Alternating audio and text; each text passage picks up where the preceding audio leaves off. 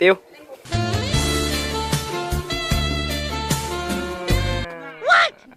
ยังไม่มีผัว ยังไม่ผัว นุ้ยผัวโชดบ่โชดบ่ ชด โชด ชดบ่ชดบ่ ตัวนี้ล่ะเขาพัดทะเลนี่ตัวเธอทะเลนี่บ่ แม่น ตัวลุมนี่แหละข้าวขาเป็ดข้าวขาเป็ด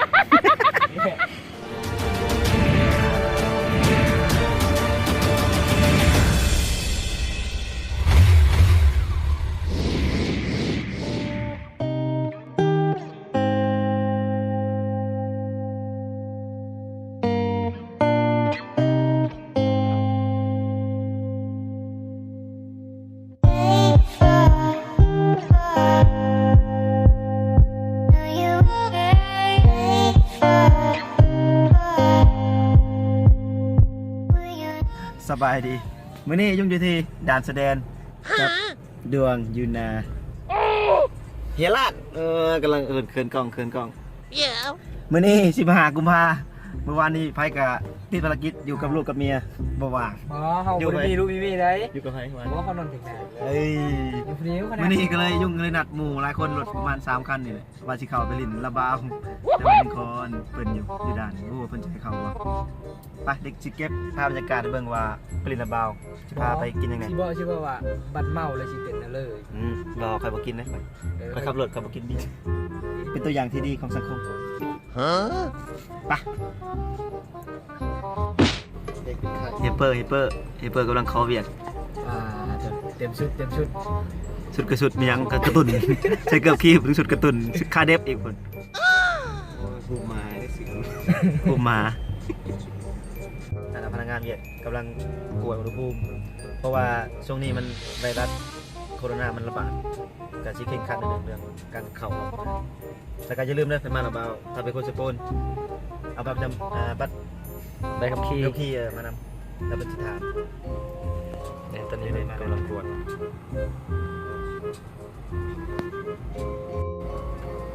เขายักษ์กระโดดมันเป็นยังไง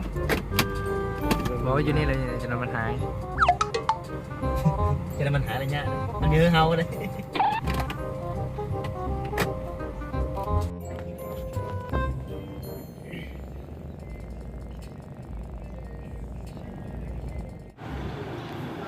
กำลังขอข่าวดาน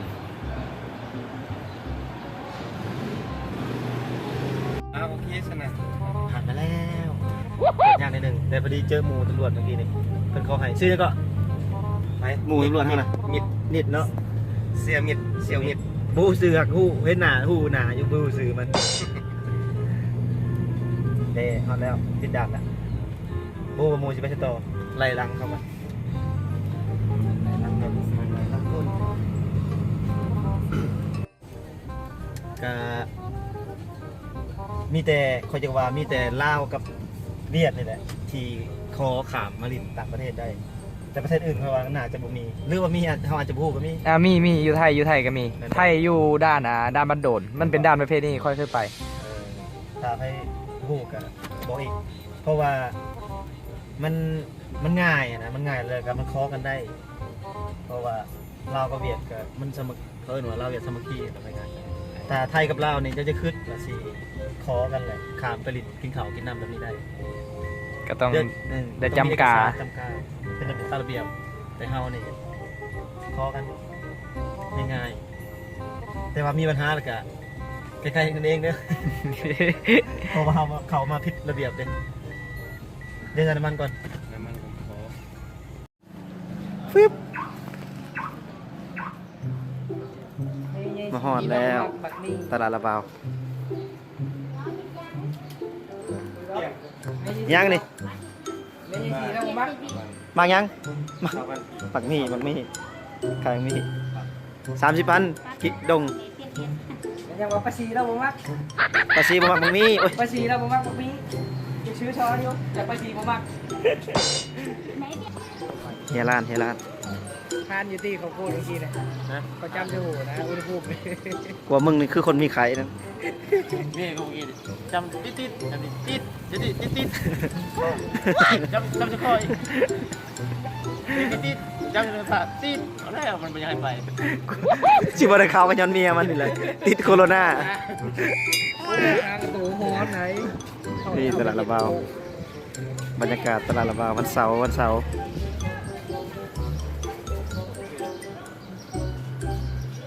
ไปอยู่ไงยังไง เอาไหมจะขอมันมาเด้อ ตัดเราตัด จะขอมา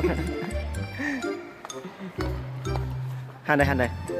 ได้ยินข่าวมึงอยากซื้อคำบ่ ไอ้ร้านชื่อคำแต่มันไอ้อยู่ ซื้อคำเป็นมันผู้บ่าวบ่ เราจะผูกเราจะผูก เราเห็นต้องขึ้น ซื้อไหนมันคือ อันนี้นะมีใบชีเรากินได้มีใบชีเรามัก เพราะว่าบ่เป็นบักหมี่ เรามี โอเค มันบ่ติดมืออีหลี นี่คนรอของสิโปนเสร็จเลยเมื่อคืนจะจักดอกเลย14 กุมภาพันธ์ ดูนั่นดู เซ็กเกือบเซ็กคล้องเลย เนียวเนียว มึงคอยสิพาไปหาผู้สาวก่อนป่ะหาผู้สาวก่อนโทรศัพท์แฟนคอย นำเน็ตไอดอลป่ะ เน็ตเดา 15ไปหาเน็ตไอดอล ตัวสบายดีเนาะคนงามของประเทศลาวเนาะ โอ้พระเจ้าจอร์จ เจ้าอยากได้อย่างเจ้าขอผู้นี้เด้อเฮียแปะป่าใหญ่อันบ่มีเงินมีอย่างแล้วบอกพูดเด้อเฮียแปะเด้อขออย่าง รีวิวนะ แล้วก็ออกคือคลิปตัวนั่นแหละ ให้เล่ารีวิวนะพาปากป้องกันโคโรนา อันนี้คือพาดปากป้องกันโคโรนาราคาบ่แพงมีหลายชิ้นหลายสีใช้ประโยชน์ได้หลายอย่างซื้อไปเลยเตารีดเอาอยู่เวียงจันทน์บ่มีเตารีดบ่คือซื้ออยู่พี่มันสิเอางานสิบ่คือซื้อเตารีดว่ะ งานเมื่อทีมบริษัทของตลี คนงามของสิโปน เนี่ย บ่บอกมีผู้สาวอยู่ลำบาก โอ้ เมีย เดียวรู้ร้านเลย เมียน้อยคนเลยเลยเมียน้อยกูเด้ดิเมียน้อยแต่ละเทื่อกูมากูต้องเอาเงินให้เราเด้แม่นบ่ อ๋อ เอาก็ซื้อเครื่องเอาเงินให้บ่แม่น แม่น เอาเลยไปหลัก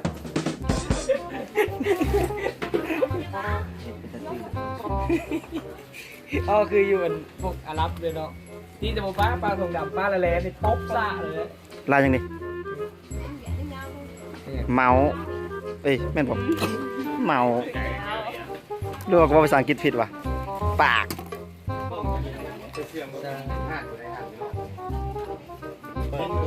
คนเขาขายตู้นี่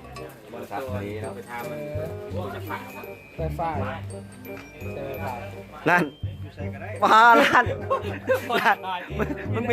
มึงยืนกับดอกไฟนึงไหมมันสะท้อนล้านปอ คือกันเลยเนี่ย เหลือแม่งอะไร มองอย่างแม่นะฮะนะ มันนั่ง ฟังในไทยเลย เป็นไทยแม่น มาจอนั้น ไปกับผู้ชาย แม่นเห็นอยู่ในเฟซบุ๊กบอก บอก คนกันนี่ ร้านกี่บาท แม่นให้เมีย เนี่ย ให้เมียให้เมียล้านกีบจะไปให้เจ้า500,000พอละพอที่ บอ นะเปล่า บอกว่าไม่น้อยเอา500,000พ่อ เจ้าไม่น้อยเอา500,000ข่อยไม่ใหญ่ให้ล้านนึง โน โอ้ โนจะได้ถือมากอก น้อยใจอยากได้ซะไม่ใหญ่มันบ่ได้ดอก บ่มีทางติวชื่ออย่างได้ยังไง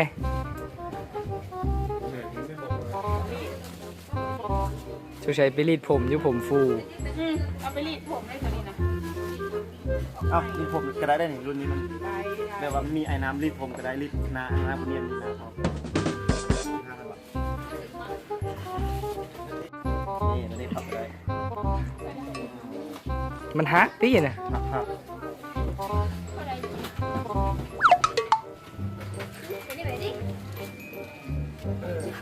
คนดังมากเขาต้องแบบ เทคแคร์ โอ้โหโดนดิวดังมากเลยเขาต้องเทคแคร์ ก็เย็นไปเลย เอาป่ะ เอา นี่อีกไหมนี่ ไม่เตี้ย สอง 3,000 ดงเลยกิบ กิ๊บ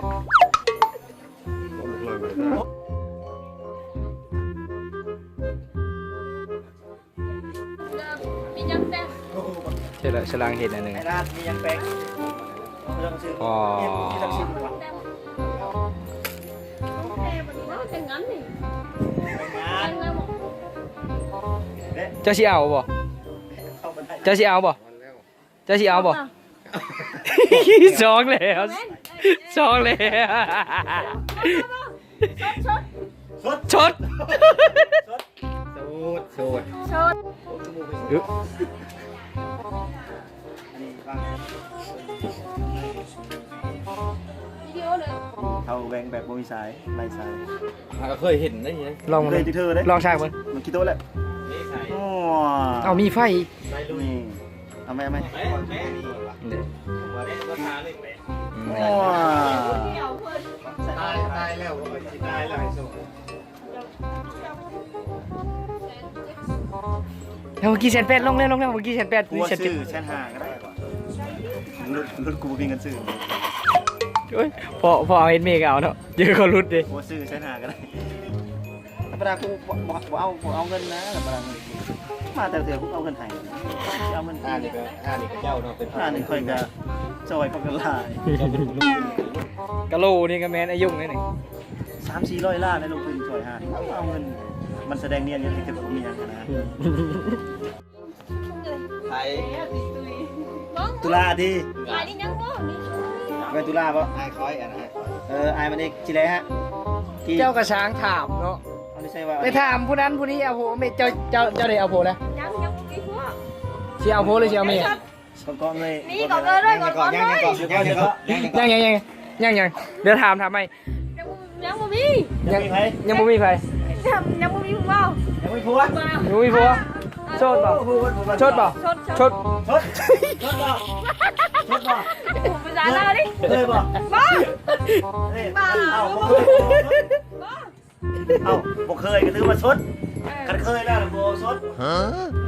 นี่เขายอม เหี่ยว ตอนนี้คือไอ้ยุ่งพยายามอธิบาย พยายาม เขาเจ อ อ ธิบายภาษาลาวโสดและบ่มีแฟนคันชดแหละบ่เคย บ่เคยยัง บ่เคยนอนคู่บ้าน อาจจะไม่ติดเบอร์โทรศัพท์จะไม่ติด 2,000 years later. เฮ็ดจังดวง กันเพิ่มมาเวทต้องเบิ่งเลยพยายามนี่พยายามให้ฟัง อันนี้มันเป็นทานเข้าเลยทานเข้าเลยอันนี้คือเมนูอาหารนี่อันนี้นะเขาพัดทะเลนี่เดี๋ยวถึงทะเล แม่น ตัวลุมนี่แหละข้าวขาเป็ดชื่อเด้อ มึงอ่านถูกอยู่บ่เนี่ยอ่านภาษาเวียดจังได๋ ข้าวขาเป็ด 3 คำดวง นี่กา หานี่หายังนี่ อุปกรณ์ไข่มีอุปกรณ์การเทศอุปกรณ์การศึกษามีปึ้มเนาะมิกชอมีตัดก็มีอันนี้คืออะไร หานขายบิ๊กซอปึ้มเขียนทุกชนิดมึงนี่โอ้เท่านี้ก็อ่านอ่อนเลยมึงนี่เอามากินข้าวเดี๋ยวแหวกินข้าวก่อนรถซูเปอร์มาฮอดก่อนล่ะ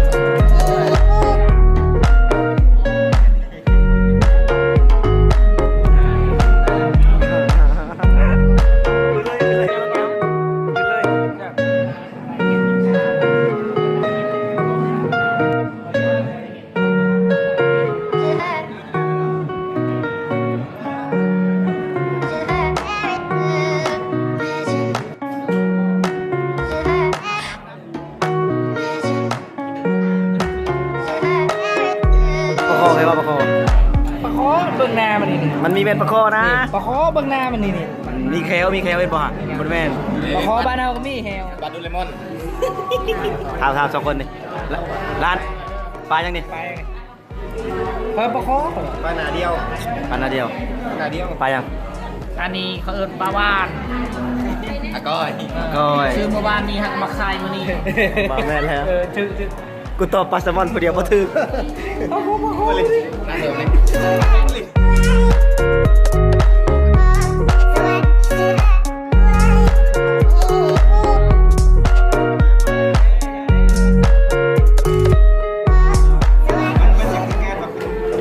กินกับกบปุ่นนี่มากินกับกบปุ่นโลแซ่บ ใครจะมากดขนมอ่ะ กิ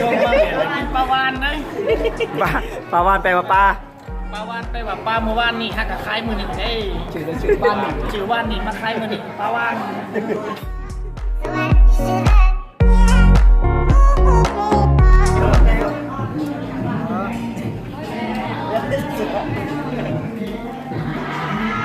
ใครไม่รู้เลยจี นี่แหละปลาแดกเขาแดกเขาเป็นไง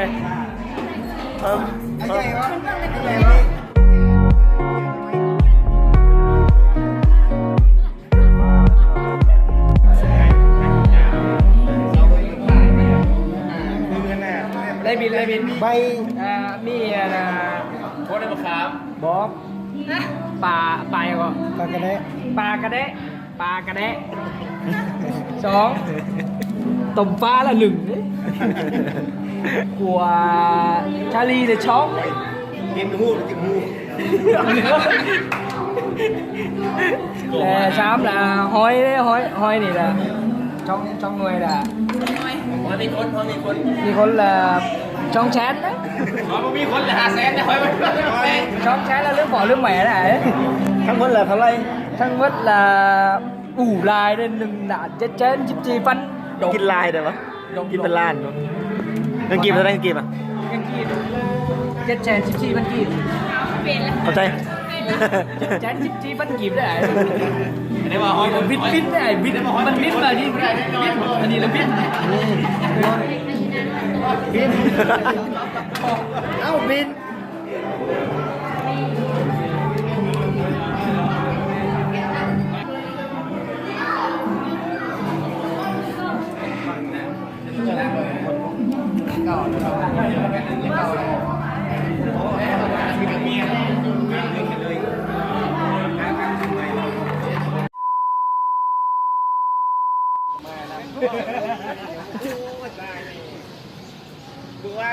มือซื้อนี่เขายังเบ้าอ่ะตู้หาอยากซื้ออ้ายดีวะ